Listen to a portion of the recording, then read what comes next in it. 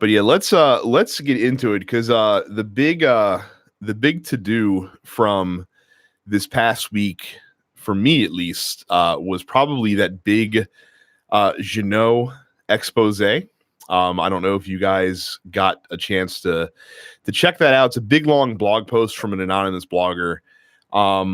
Basically, and I have to use the term allegedly because none of the I don't know how much of this documentation is authenticated, if any of it's authenticated, I don't know, but a guy was able to dig up a lot of information to make a pretty compelling case that a very prominent Rolex faker is the same guy that is behind the Ginault watch brand. Like I said, it's all alleged. It's a big long thing. Like I said, I might link the article down in the description once this post is done so you guys can check it out. But I'm sure if you Google it, you can find it. Like I said, a lot of folks were talking about it this week because it was kind of big news. I don't know if anyone had suspected that before or not, but I guess there had been like breadcrumbs thrown down, stuff like that. Najama, what's up, man? Thanks for coming by. You're always on these things, man. I really appreciate it. So aside from the whole Ginault controversy, because like I said, you can I didn't really have an opinion on Ginault, the brand, before. I think I've seen a Ginault in person once ever. And like I said, it looked like a decent micro brand version of what a Rolex would look like. That was exactly my thoughts on it when I saw it in person. But what was interesting about the article is it really kind of made me sit back and I don't know if reevaluate's the right word, but it made me kind of pontificate on what is an homage watch really. And before I go into this, I've never done like an homage video on the channel before. It felt I just haven't gotten around to it, and it's one of the things that every watch channel seems to have a video like, what's your take on homages? And I've never really seen the need to do it. But just to give you guys the context, I have a pretty strict, like a pretty narrow definition of what an homage watch is, because there's some folks out there that if you borrow like one or two very obvious design elements from a famous watch reference, they'll call that an homage. And to me, I don't really look at it that way. Like the NTH Nacken has a lot of design similarities to like a Tudor Submariner from the 70s, but I don't consider it an homage to the Tudor Submariner because it does enough of its own stuff to not really qualify. For me, if I'm going to call a watch an homage, like it has to be very overt and obvious. Like the watch has to be designed very specifically to mimic a famous reference. So like Steinart is a fantastic example of this. Steinart does a ton of different homages that are very obviously mimicking like famous Rolex references or famous other references that they are purposefully trying to, draw comparisons to those watches. So like Steinart does a lot of homages, but that's kind of my strict definition. And with this, and again, assuming this Ginault thing is true, it seems like essentially what this guy was doing is taking his, Rolex fakes essentially, and kind of, putting Ginault on the dial, changing out the seconds hand and the hands, for a different handset, changing the rehaut and calling it Ginault.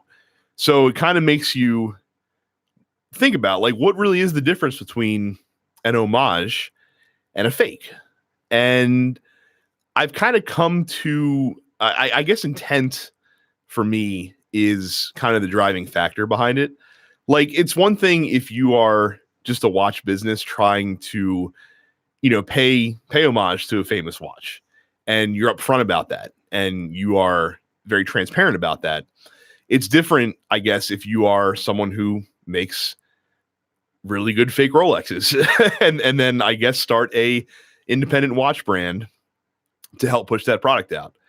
I almost feel like that if this dude, like it would have been better if this dude had just started the Ginault company and just made those watches outright. He'd probably have a little bit more respect. But the other reason that I would kind of cast more dispersion on that and not on a company like Steinart is that even though most of Steinart's business is probably those Homage watches that they make. Like that's probably accounts for a very high percentage of their sales, if I had to guess. They still do have original designs. Like Steinhardt is still like a legit watch company. Aside from that, they just happen to make a lot of references that are purposefully mimicking other famous watches, essentially. And so, like I said, I guess the intent there is a little different. And I kind of sat back and thought about it and was trying to figure out, like, hey, do I actually have an issue with Homage watches, like with direct homages? And I still don't think that I do. Like, I still really don't have a problem with it per se. Something I never really did have a problem with in the first place, as long as you're being upfront and honest about what it is that you're trying to do. That's the biggest thing, is that the reason why the Ginault controversy kind of blew up is because of the deception, right? Like this dude was making fake Rolexes, basically took his fakes and made a watch company out of it. And that's not okay. You know what I mean? Like it's one thing if you're going into it altruistically. And again, I have to stipulate alleged. None of this is proven, so I don't want to get like sued or anything. This is just based on this blog post that has a lot of pretty compelling supposed evidence, I guess you could say. So that was my whole thoughts on that whole controversy. It was interesting. It was definitely an interesting read.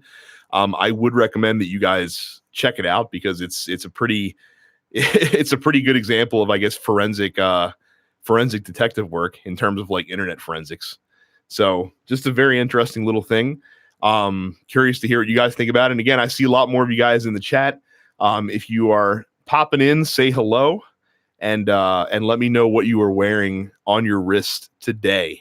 Again, if you guys weren't here for the beginning, I'm rocking the Notice Avalon. I don't think I've pretty much worn this since I got it back from the beach a couple weeks ago.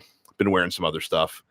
I will also say the only thing that pissed me off about that expose that came out is the fact that, so this dude lays out like a really compelling case, and then he kind of drags a couple more guys into it at the end. Now, in the interest of full disclosure, Chris Vale, who runs NTH Watches, is a friend. We collaborate together on Watch With Us. And so my opinion of Chris is going to be biased, just the way it is. Like I said, I know him personally, and it probably pissed me off because I know him personally. Ted says he's in Whidbey Island, Washington, with an alpinist today, the Green Alpinist. Very cool, Ted. Very cool. But so like I was saying, so basically at the very end of this thing, this dude finds some documents, 2 documents in particular. One of them has a signature on it, or like an e-signature, or just a listing, whatever you want to call it, that says Chris TC Vale. And TC, by the way, are the initials of this supposed fake Rolex scammer that was the main subject of the article. With a California address. Chris does not live in California. So that was one.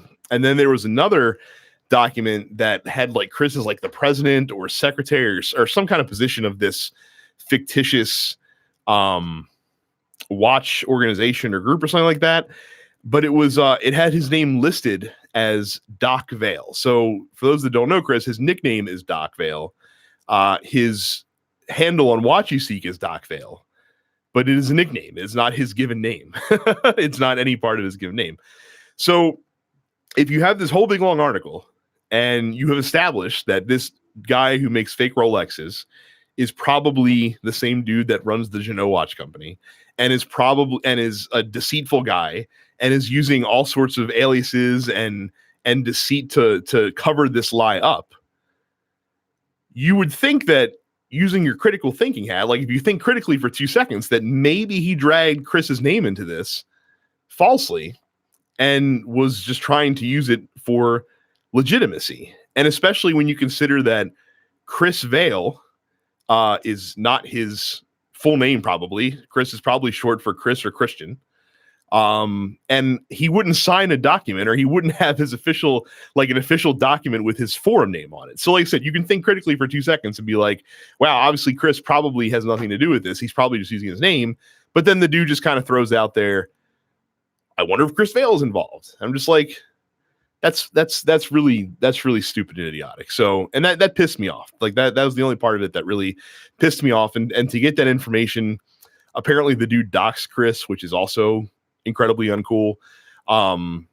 So yeah, so that was the only aspect. Like I said, the dude laid a very fantastic case out and did a great job, again, assuming that the documents that he was able to procure were authentic, of tying this Rolex faker in with Ginault. But then to kind of just like ad hoc attack somebody when in a situation where it's pretty apparent that he probably didn't have anything to do with it and his name was just being dragged into it, was kind of crap. And I was a little ticked off about that. So I haven't been back to the blog post to see if he's updated it or not. I know Chris put out a statement on his website, obviously denying any involvement with it and saying that he might, get lawyers involved and see what happens. Because obviously it's defaming him in some way, shape, or form. But yes, that was the only thing that pissed me off. It was a really interesting kind of expose, I guess you can say. But yeah, that little bit at the end ticked me off. And again, I probably wouldn't have been as pissed if I didn't know Chris personally. But the fact that I do means that I'm a little ticked off. So more of you guys saying, hey, Disco Falcon, what is up, Disco? Here in over in Washington wearing, did I mention the green? Oh, no, he's wearing green Alpinist too. As he says later, as Ted says later, the official watch of the Pacific Northwest. I guess so. Paris Pat, what is up from Beaumont, Texas? Got an Aquaterra. Man, I got to tell you, if I ever got a Seamaster, rather, I would probably get an Aquaterra. That'd probably be the one. Because like I said, the Speedy Pros don't really do it for me. But I've seen some Aquaterras that really strike my fancy. Jason Wong, what's up, man? Sydney, man, other side. What time is it for you over there? Or I'm catching you early in the morning, I guess. Then, right? Well, thanks for waking up with me. Omega Speedmaster, awesome, man, very cool. Let's see here. Yes, yeah. Disco started watching because that Hamilton khaki Day-Date automatic, still the most underrated khaki field in their entire line. I'm surprised I don't see more reviewers and more channels talking about that. So that, yeah, get the Day-Date automatic more. It's so much better. It's so much better than the other models. Chip says hello from Nashville. I'm actually going to be in Nashville in about 6 weeks. I'm looking forward to it. I've never been before. I'm going for work, but it should be a lot of fun. We're in the Dan Henry 1970.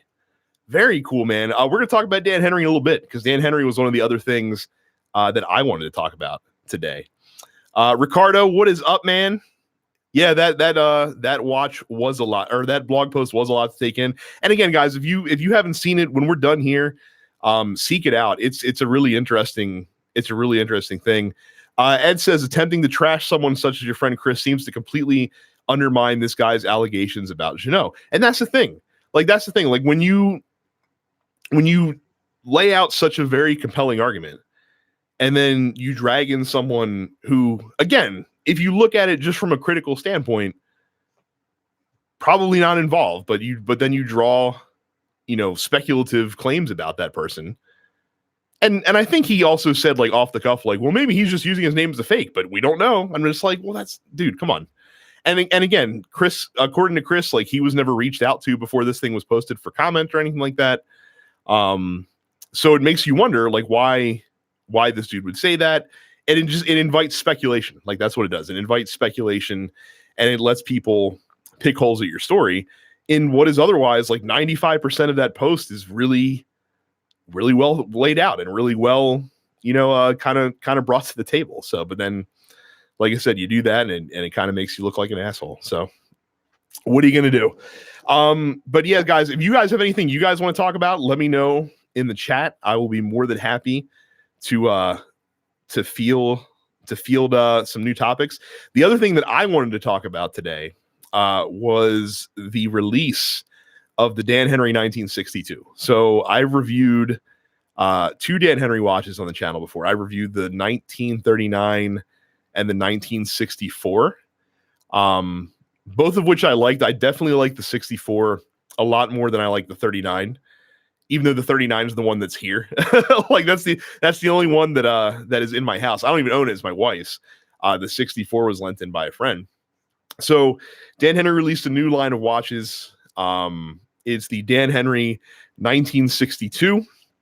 There's only one review that I've seen, which is on the Urban Gentry, because I think Tristano gets exclusives. Like he's like the exclusive review partner for Dan Henry. So like when Dan Henry releases a watch, it always just goes to Tristano, and I guess that's it. And that 1962 is probably my favorite Dan Henry watch to date. Now I haven't seen it. Like I said, haven't seen it in person, haven't held it, anything like that. But just from the looks of it and the specs, I think that I'm finally going to take the plunge on one of these, because it's got everything that I wanted it. So for those who haven't seen it, it doesn't really ape like one classic chronograph style. It's kind of like a mixture of many different styles. So it's got some Daytona influence in it. It's got some Universal Genève tri-compacts influence in it.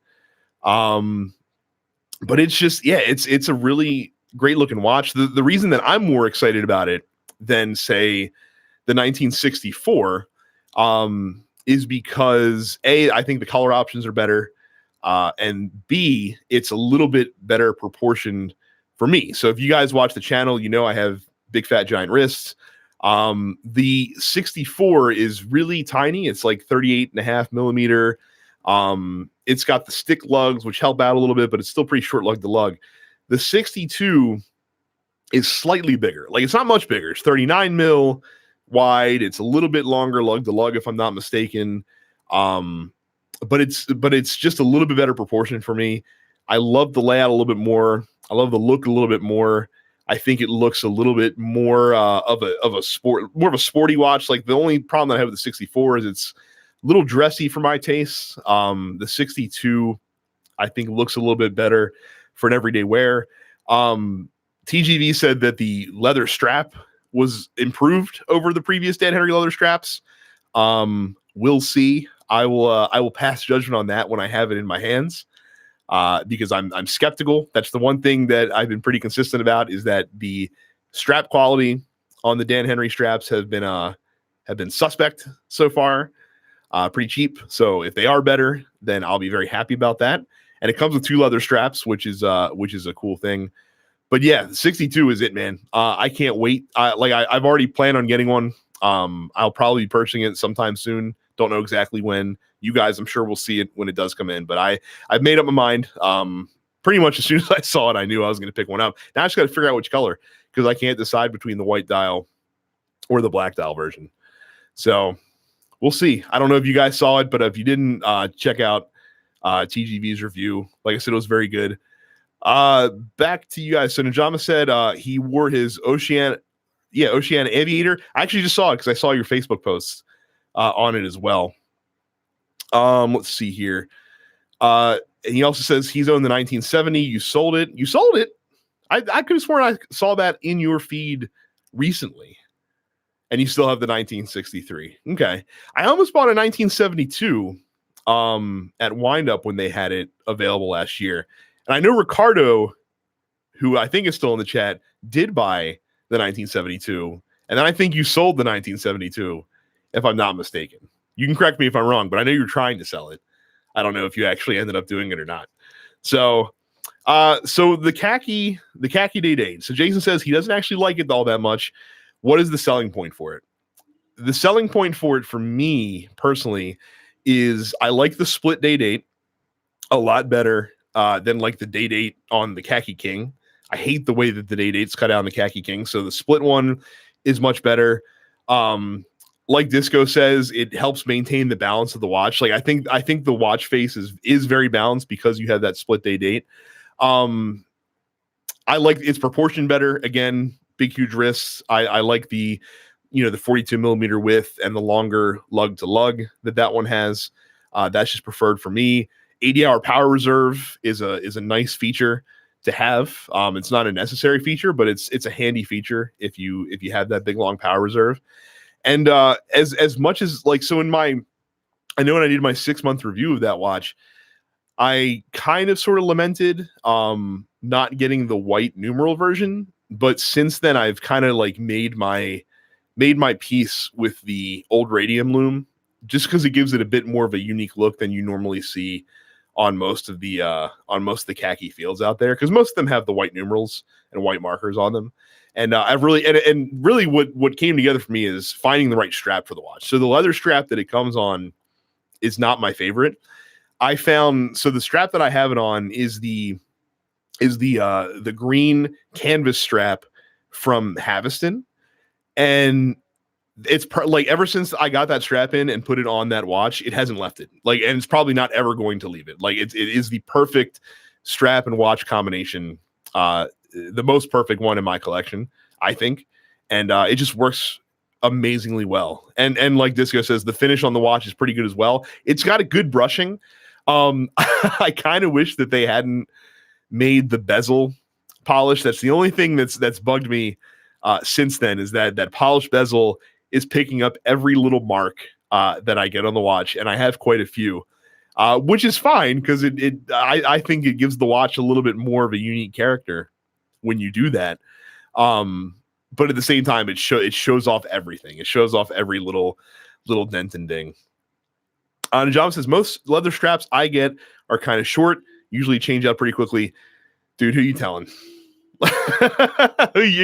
Nobody, like so when you buy a watch on a bracelet, usually it's sized, like if you put all the links in, it's sized for 8 inches, which is great for me, because like I said, 8-inch wrist. Usually most bracelets that I get in are ready to rock and roll out of the box for me. I don't have to take any links out. Maybe I'll have to do a little micro adjustment, but usually they come perfect for me.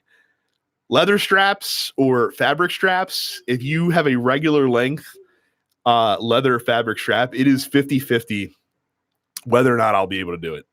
And in a lot of cases, I can't. Or I'm on like the very last hole, and then the tail, is barely hanging in on that fixed keeper that's on the other side of the strap. That is my pain, Java. That is my pain. Is that most 2-piece straps just are not made for me.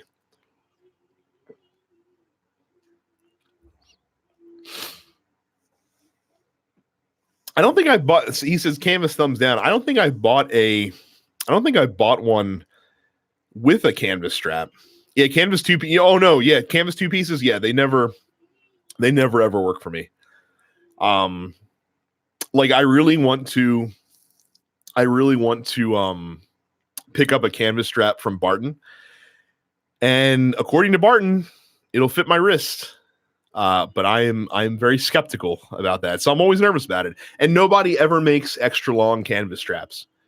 Nobody ever does, or at least I haven't seen one. Not from a decent strap maker. So, yeah, that is my curse. That is my curse. And again, people that have it the other way, when their wrists are incredibly small, have the same problem, just in reverse. Usually, sometimes the straps can be too long for them, and they have too much tail, where it's difficult to manage it. So that's why usually I'll buy everything on a bracelet. Like if they have a bracelet option, I'm probably going to get it, just because I know, but I mean, once you've been collecting for a while too, like, look behind me. I have wrong way. I have my little strap, my little strap rack over there. So it's not usually a big deal. After a while, Will says, hi there, Will. What are you wearing today, man? Curious to know.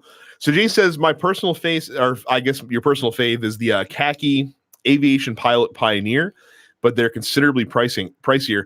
I don't know that I'm familiar with the Pioneer, but the regular khaki aviation, like the one that just has the big deco, 12, 3, 6, and 9 numerals, I like quite a bit and have almost bought several times.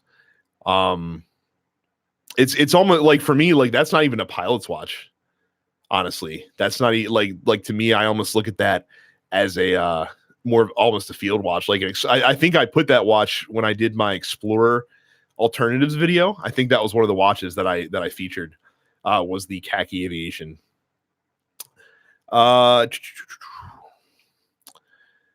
Yeah, Ed says he was thinking about getting the Khaki King. Seems like there are many who don't like the day date presentation. Yeah, it's just not for me. I'm not going to speak ill on the watch because it's still Hamilton. It's still going to kick ass and be super reliable and be awesome. It's just that day date layout just doesn't do it for me. It's so obnoxious in my eyes, and it's not even the cutout. The thing that bothers me, it's not even the cutout. Correct me if I'm wrong, and I'm going to look before I look like an idiot. And I'm wrong about this. I think it's the way the numerals sit across the top of the dial that really bugs me. Yes, because they have the so like on the Hamiltons, right? You have the 24 hour numerals going around the inner part of the dial. And then on the Khaki King, because the cutout for the date sits down, you just have the like the 23, 24, and 13 just sit flat across it, and it bugs the crap out of me. Drives me nuts. Ricard says Barton is great. They send you a short and a long keeper side. Is that true for the canvas as well? Because I have the Elite Silicone from them, and I know the Elite Silicone they do that. They do the same. So if that's true on the canvas one too, then I'm gonna probably do that really soon. They have a lot of cool stuff Barton does. I think they're pretty solid strap maker. I only have a couple things from them, but so far I've been pretty impressed with what I've seen. Maybe that's what I'll do one day. I only do video one day for my favorite strap companies. I guess it depends on what type of strap too, though, because they're not all created equal. Let's see, Cristiano. Hello, sir. What are your thoughts on Christopher Ward? The Mark III GMT specifically. Well, if I don't know if you are a longtime follower of the channel, freaking love Christopher Ward. They're one of my favorite brands. I actually just did a year-long retrospective on the C65 Trident diver that I have. As far as my thoughts on the Mark III GMT, so for context, I had a Mark II C60 GMT for a while, and I've not gotten to handle the Mark IIIs in person. But I'm not as big a fan of the C60 line as much as I am the C65 line. For me, and the type of dive watches that I like, the C60 cases are just a little too bulky. And I know that with the Mark IIIs, they slimmed them down a little bit. They I think they shaved a millimeter on the width, maybe brought in the lug to lug a little bit. But it's still a little too bulky, and especially when you compare it to the C65. Like the C65 has one of my absolute favorite cases that I've ever used in all the watches that I've had so far. It is fantastic. I love the quality of finishing on it. And once I had, I had that C60 for about 6 months, give or take, the GMT one. And I eventually sold it because I knew that I wanted the C65 GMT. I actually picked up the Pepsi a few months ago, and I'm not looking back for that. So like I said, for me, like I'm much more in the C65 camp. I do like the C60 and I like the improvements they made. I didn't think that I would like the new hour hand as much because that kind of bulb hour hand was one of my favorite features of the old Mark IIs. But that new arrow that they're using has kind of grown on me a little bit. The more that I see it in pictures, the more I like it. And so I think overall the Mark III is a vast improvement over the Mark IIs. But for me, like I said, it's C65 or bust when you're talking about Chris Ward divers. And the other thing that still drives me insane, the other thing that still drives me freaking nuts about the Christopher Ward GMT watches specifically, and the C65 still have the same problem, is they just throw a dive bezel onto the watch and just put a GMT insert in it. And that drives me up the wall. Like, if you're going to do a GMT watch, put a GMT, like a real GMT, a bidirectional bezel on it, a 72 click bezel.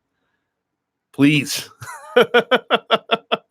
Don't just give me your dive bezel with a different insert. And I get why they do it. It's a cost cutting feature. I'm sure that they don't I'm sure that it would cost more to actually, make different bezels and have different, regulators on the bezel and do all that stuff. So I get why they do it, but it still drives me insane. It still drives me nuts. Because like I said, you want to be a true GMT, you got to have that bidirectional feel. Let's see here. Paris Pat, do you think Tissot is underrated? They have some very nice watches. Tissot seems to come up a lot on the channel. I have not had a ton of hands-on experience with anything from Tissot. Everyone speaks of them as a brand that kind of flies under the radar, and they for some reason they just haven't had anything that's really jumped out at me so far, and especially so since they're part of the Swatch Group, they kind of occupy a similar space with like Hamilton. Mido is another company that's kind of in that range. Stratina is another company that's in that range, where a lot of competition in that space, probably to the detriment of some of those companies, like the fact they're kind of grouped up together. But the designs of the Hamilton watches speak to me a little bit more. The designs of the Mido watches speak to me a little bit more. So I've never much looked at Tissot. I will tell you that Tissot did either just release or is releasing later this year a heritage chronograph that I think looks amazing, and that really turned my head quite a bit. I don't remember what it's called. I think it's based on a year from their past, but yeah, that the heritage chronograph they released looks incredible, and I wish that I had $2,300 sitting around to pick that up, because I would do it in a heartbeat. If I had that money to spend on that watch, I would do it instantly, because it looked fantastic. So that would be the one. So that's the only one that's turned my head so far, for sure. John says underrated, definitely. He almost got one in California. Ed F says he thinks Tissot is underrated as well, based on my experience. Look, I'd love to try one. I'd love to check it out. I think though, if I got another watch in that in that sub $1,000 Swatch space, it would probably be the Mido Ocean Star, which is a watch that I almost came close to buying and then didn't end up doing that. But that might be the one that I go to at some point. It's not even on a list of priorities at the moment. Blizzard Hacks, what is up? Detroit, Michigan. Awesome. What are you wearing, man? Curious to know. Jeffrey, hello. Will asks, before we get into that, Disco says another thing about Tissot, they have one of the least expensive COSC certified watches on the market. So there you go. And Najama says there's so few stores that sell them, and it's hard to try to find one on. And that's also true as well, because I guess stores can only carry so many Swatch Group watches that you have to be a little selective. So Will asks, have you backed any watches on Kickstarter? He just backed the Newmark 71. It looks gorgeous. So I have backed exactly one watch on Kickstarter, and that is my Sal Baltimore Founders Edition, which is the first watch that I ever owned. So if you, I've talked about it a lot on the channel, so you can go back and check out those videos. And that was more indicative of my ease with Kickstarter as a platform, because I've backed a ton of Kickstarter projects outside of watches, because I'm a pretty avid board gamer, and a lot of board games nowadays get made through Kickstarter, and so I've probably backed over 50 Kickstarters overall. So and not that the Sal was a poor experience. Obviously, it was a pretty damn good experience. If I'm sitting here talking to you guys, that it inspired me so much to actually make a channel out of it. But and I think we talked about this in the last live chat a little bit as well. I'm not probably ever going to back another watch Kickstarter, and the reason why is there's a couple reasons. Number one, pre-ordering a watch is not something that I want to do. I don't like having my money tied up where I can't grab it. It's one thing, like, if the watch is going to be in a month, but it's another thing, if I give you my money now and then it's going to take 6 months, 8 months to get the watch in hand. That's too long to have that money tied up. I'll wait till the watch comes out. and wait, for the reviews on it to see if it's worth picking up. The other reason why was in the wake of the what is it, the Mechaniche Venziani, or whatever, however you pronounce that company's name, but the GMT watch that they just came out with that has had just a slew of problems. And it just kind of reminded me of some of the worst aspects about Kickstarter, because the only thing with Kickstarter is that you are backing the promise of things to come. And it's one thing if it's a company that's been on Kickstarter a ton and has made several successful watches. It's like Stratton Watch Company is a great example. I know Stratton Watch Company did like 5 Kickstarters for their watches, and their campaigns worked like clockwork, no pun intended, every single time. And they were a pretty safe company to go with. But the problem with the MW is most people didn't get what they were promised during the campaign, because the folks said, hey, during the campaign, we're going to give you, we're going to make the watch with these features. And then because of logistics, because the money didn't work out the way they thought it would, or for whatever reason, they changed aspects of the watch. And unfortunately, as a Kickstarter backer, you're kind of stuck there. Like, if they offer a refund, then great, you can pull out if you're not happy. But if they don't offer refunds, then you're getting whatever they give you. And I'm not saying that most companies would do that. And actually, truth be told, in terms of like serious independent watch companies, very few companies would probably ever do that. But the risk for me is not worth the savings in getting the big discount on the watch beforehand. So yeah, for me personally, I would not back another watch on Kickstarter. That's just me. I'm not saying don't do it. I'm just saying that if you are going to do it, to make sure you do your research and make sure that you do your due diligence and make sure it's a company that you trust. And again, like Ricardo can come in behind me and say, he had a great experience on Kickstarter, because I know that he just got just backed one of the Vario watches that they had on Kickstarter. And correct me if I'm wrong, sir, you already got that in and are loving it. So it can definitely be successful. It's just not going to be for me. Not for me personally. Let's see here. Yeah, Ninjama says, been lucky with his Kickstarter experience, but he's really picky, and you last back the Sal Baltimore diver. I guess that's a bit of a cheat. My wife backed that. So that was her and her money. That wasn't me. And I probably would have done that anyway. Like, Alan's a friend. I obviously, would trust Alan to deliver a really good watch. And I'm really looking, I think she said that's coming in like 2 or 3 weeks, something like that. The 27th. Okay. Yeah. So that's coming in, huh? Oh, I see. Yeah. So she'll actually have that in 2 weeks, which means that I'll have that in 2 weeks, which is really good. Can't wait to check that out. Again, guys, if you have topics you want to talk about, or if you have questions that you would like to ask me, let me know in the chat. John says he's going to pick us up the event in the harbor. I would love to go, man. It's Saturday afternoon though. So I know I'm going to be working that day and I won't be able to make it, but I'm lucky in that my wife actually works with Alan, and so she'll probably get hers delivered to her desk before that event if we're lucky. So I might actually have before the 27th in that case. I'm really looking forward to that, by the way, too. I haven't messed with I had a chance to check out the Torsk diver. But Sal was on, who runs Sal Watch Company, obviously, needed it back pretty quickly, and I wouldn't have had enough time to film the review, so I had to pass on it. So I haven't gotten the final model in my hands yet. I've only gotten to mess with the prototypes a little bit. So really looking forward to that though, because that's and my wife also got the color that I think is most interesting. She got the orange dial, black bezel. So should be cool. Looking forward to checking that out.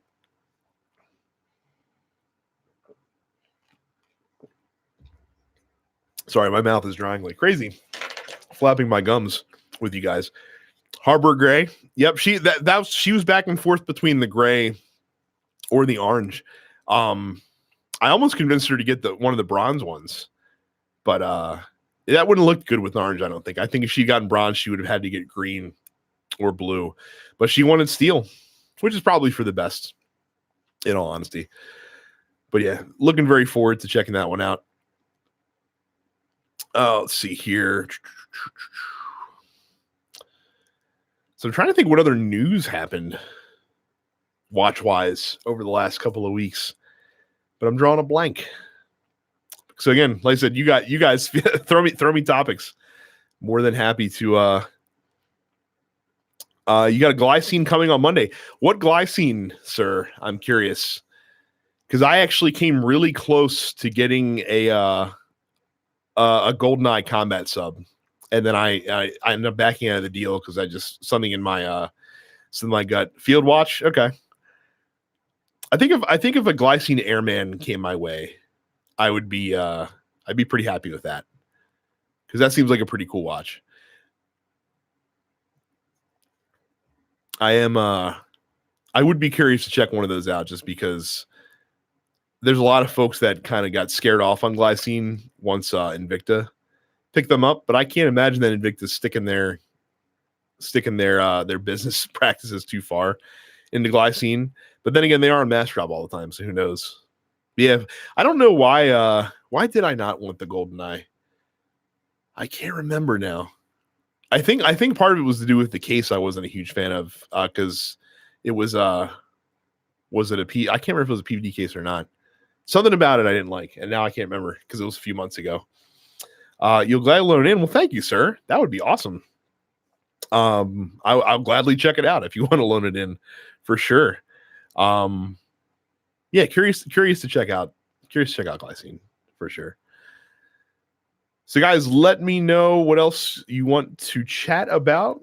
I'd like to do this for 15 more minutes if possible. Get a nice round hour out of it if we can keep the topics coming in. Oh, the new speaking of new watches, I'm curious if you guys have seen the new NTHs and what you think about that. I actually don't really care for any of the new ones personally. They're not really my cup of tea, but they're bringing back out the NTH Skipjack, which was a watch that I never paid much mind to. And then for whatever reason, when he showed it off again for this first time since, rolling the new ones out, the Skipjack looks amazing. Like, I'm just like, yeah, I'm just like, wow, the Skipjack looks so cool that it's, why didn't I notice that before? So now I'm thinking about wanting a Skipjack that I'm probably not going to get because I hate overlap in the collection. But man, does it look really cool. The Ghost is interesting. So Najam says he likes the Ghost, but it's not his taste. It's not really my taste either. I think the effect on it is really cool, but I could not see myself buying one. And Ricardo says he's crushing on the Norquain so hard. That's one of the new ones that Chris is debuting, if I'm not mistaken. And if it's which one is that one though? Because he debuted like 3 the other day, and of course it's not on Google. Dang it, I can't remember which one it was. Is that the one? And Ricardo, is that the one that has like the Doxa style bezel on it with like the hour and the minute numerals on it? Because I can't remember. See, now I'm going to go on Instagram and find it real quick. Norquain, the Swiss company? What company is this?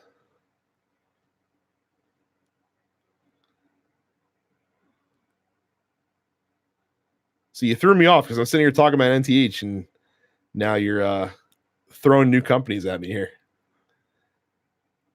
Oh, I've seen them making the rounds. Thanks to you. I saw it on the watch. I first saw it on the Watch of This Instagram feed. See, that's what happens when you go this long. I'll have to look more. I just saw the chronograph that they have on there as well. It does look pretty cool. I'm gonna look into the specs though, because I'm curious to you said you want to compare it to Monta. I might could loan you loan you a SkyQuest maybe when you get that in and see, so you can make that comparison. Because I don't know if you know anyone near you that has a Monta besides me. So Ed says, what are your thoughts on purchasing a watch from Joma Shop? Pros and cons. I have not done a gray market video on the channel yet. And I guess Joma Shop, we can just encompass the gray market entirely. So my Hamilton watch, my Hamilton khaki field did come from a gray market seller. And I've had no problem with it at all. It's been working swimmingly, fantastic condition. It's a great watch. So I don't have a particular issue purchasing from the gray market. For me personally, there's a price threshold that I'm not willing to cross with a gray market watch. And I don't know what that price is. Like, it's not like a hard number, but it's one of those like gut feelings, like, maybe I should spend the extra money. But like, there are certain brands that I would have no problem with buying for them. So basically, anything Swatch Company, I would happily buy from a gray market dealer, no issues. Pretty much anything under $1,000, I think I'd be fine. Even maybe $1,500, I'd be fine. Now, take a company like Oris. So Oris sells, like, a lot of their watches sell in the gray market as well. But for some reason, with an Oris, I would rather buy a pre-owned watch as opposed to buying from a gray market dealer. And I can't really eloquently explain why that is, but for some reason, like, I don't know. I feel like that buying a new, someone that bought an Oris from an AD and getting that watch used would be preferable to buying through the gray market. Can't explain why. I think it's just price. Like, and really, that's with gray market, that's kind of what it is. Like, if the savings that you get are worth, not having the warranty and the service backing behind you, and you're willing to take the chance that you might have to spend a couple $100 if something happens to the watch down the road, then go for it. But if not, then either wait for a used one to come along or buy it from an AD. But yeah, nothing wrong with it. It is what it is. And like I said, there's benefits. And like I said, considering that the watch companies feed gray market dealers half their stock anyway, they don't have a problem with you buying it from them either. So Adventures with Time, what is up, man? Do you have a Ball watch? No, but I really, really want one. I really like Ball's one of those companies that kind of flies under the radar, I think. And they have a lot of amazing watches. I've come this close to buying a Ball Fireman Glory about 3 times. That's probably the one that I would get if I had my druthers. I thought about getting the Ohio and the Engineer Ohio a couple times. That looks pretty cool. But yeah, I think if I got a Ball watch, it would probably be a Fireman Glory. Really great watch. And again, their watches are stellar. Like, they're amazing. And you can usually pick them up secondhand for a pretty reasonable price, depending on where you're looking. So,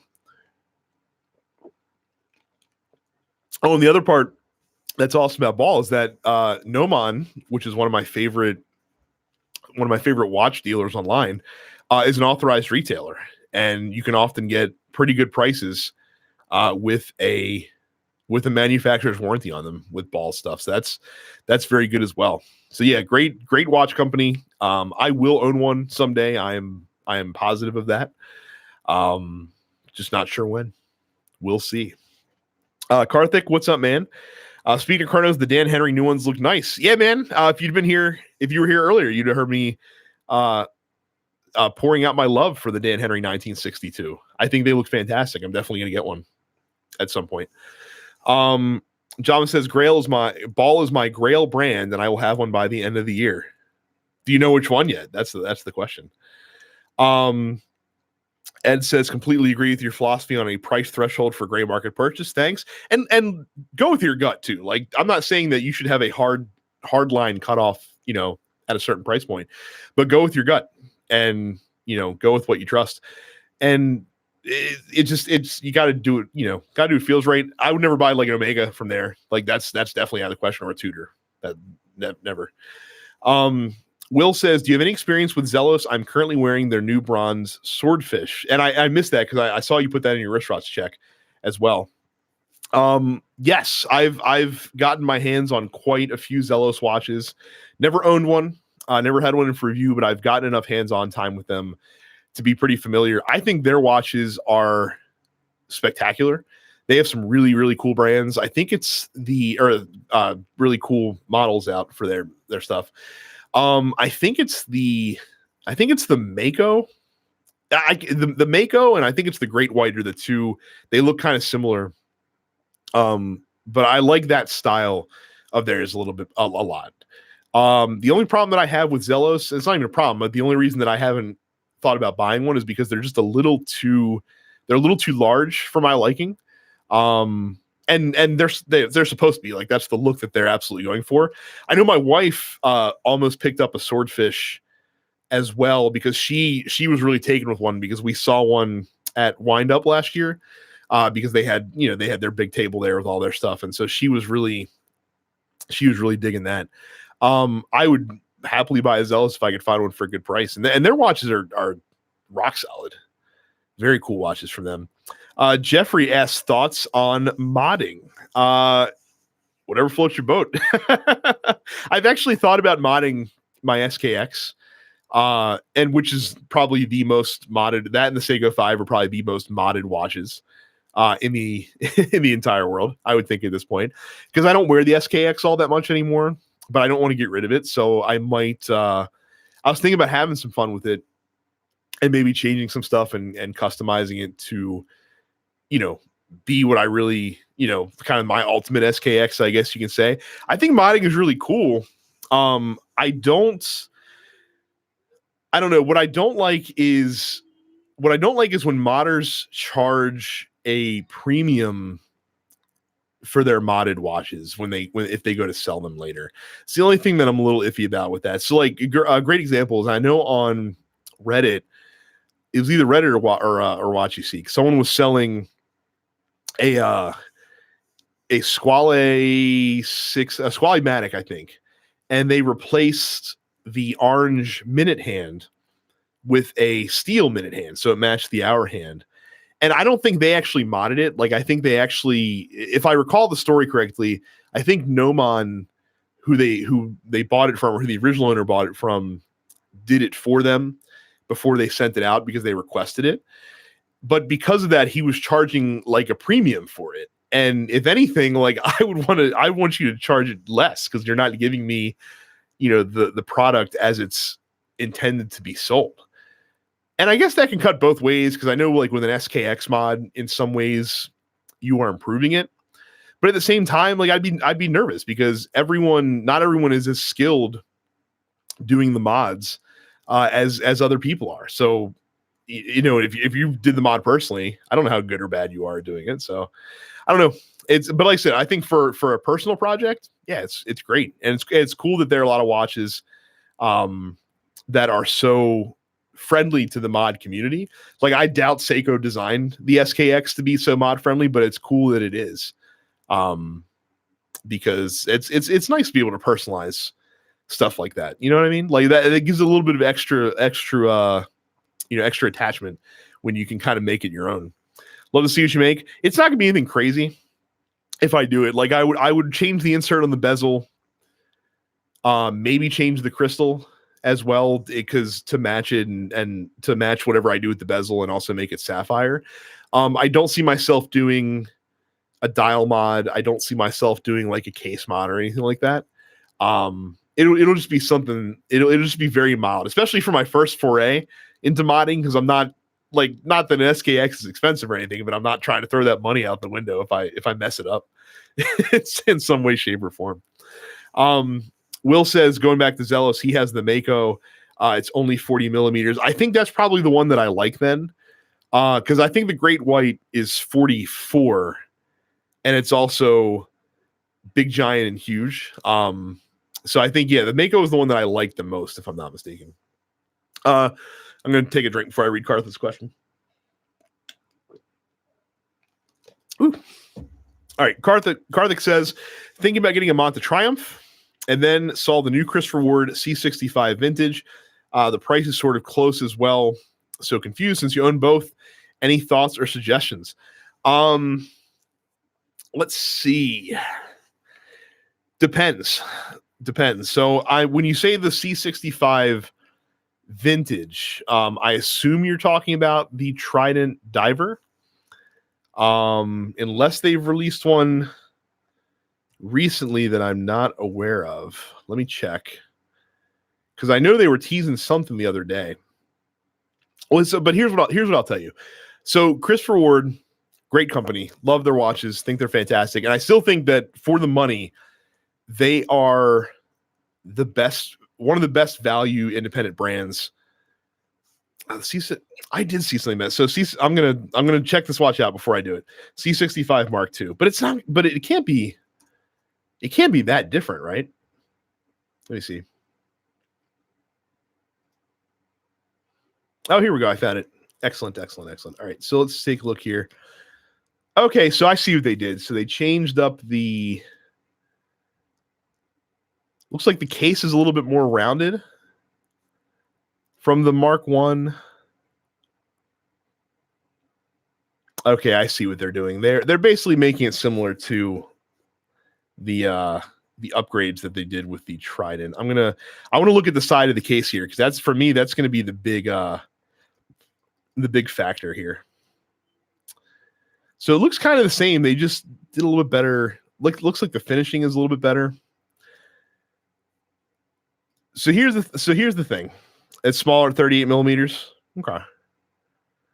So, like I said, Chris Ward, for my money, as far as independent brand goes, still the best value for dollar that you're going to find out there. Monta is a cut above that. Monta is, I would like Christopher Ward. I put in the same tier as like Oris.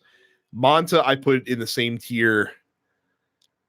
Honestly, is like Omega. They are that good in terms of what you're getting at that price point. So, but the Monta also costs twice as much as the Christopher Ward does. The other thing with Monta is to get the most out of Monta, you're going to want to invest into some of their accessories as well. So like when you get the Triumph, if you get on the bracelet, which you absolutely should, because the bracelet is out of this world, I think it's like $1,550. But then if you want another strap for it from them, their leather rubber straps are amazing as well. But that's another like $200 basically, because they're fitted for the case and it's the same guys that do ever straps. So it's worth the upgrade. And if you're willing to save up for it, I would do it. The price is not really close on them though. Like the Triumph is twice as much if you're buying it brand new. If you're buying it pre-owned, you can usually get a pretty good saving on it because for whatever reason, Montas don't seem to retain a lot of their value, which is crazy to me. But they don't. Like usually most folks, if they're selling a pre-owned Triumph, I've seen them as low as like $1,000, like right around that $1,000 range. So if you can find a used Triumph, that might be the best way to go.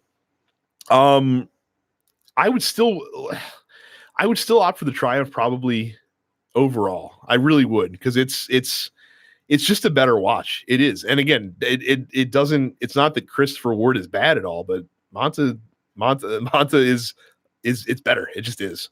I would personally save up for that if you're eyeing the two of them. Blizzard says, if you're going to change the dial hands and bezel, why buy the watch if you didn't like the way it looked? I don't even think it's that. I think it's just kind of, well, I guess that's different if you are going into the watch with the express purpose of modding it. But for me, like with an XKX, it's almost like, I don't know, just personalizing it, just making it more your own is the appeal for modding it. And I even for modding, I even thought about getting another SKX just for the sake of modding it. Like I think I've come around to this point where if I want to get into it, I'm probably just going to use the one that I have. But when I first started thinking about it, I was like, I might just buy another SKX just for the sole purpose of modding it. Like maybe see if I can get a good deal on a used one from somebody.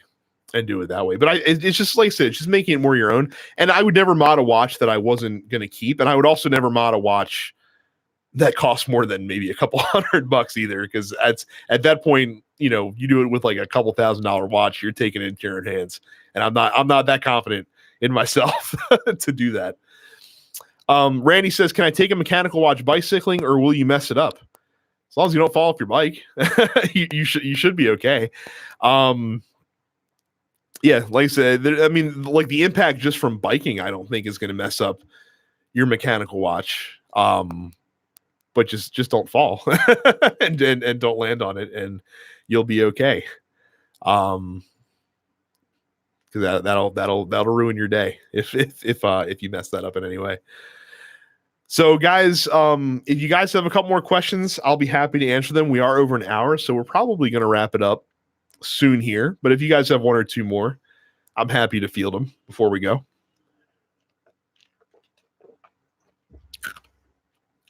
Ricardo says, love the new NTH Commando. Is that the one that I was thinking of when you said when you talked about the other watch that has like the Doxa numerals on the bezel?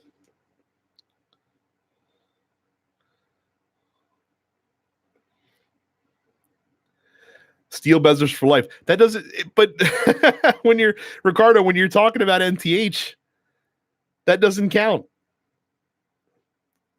They all have steel bezels.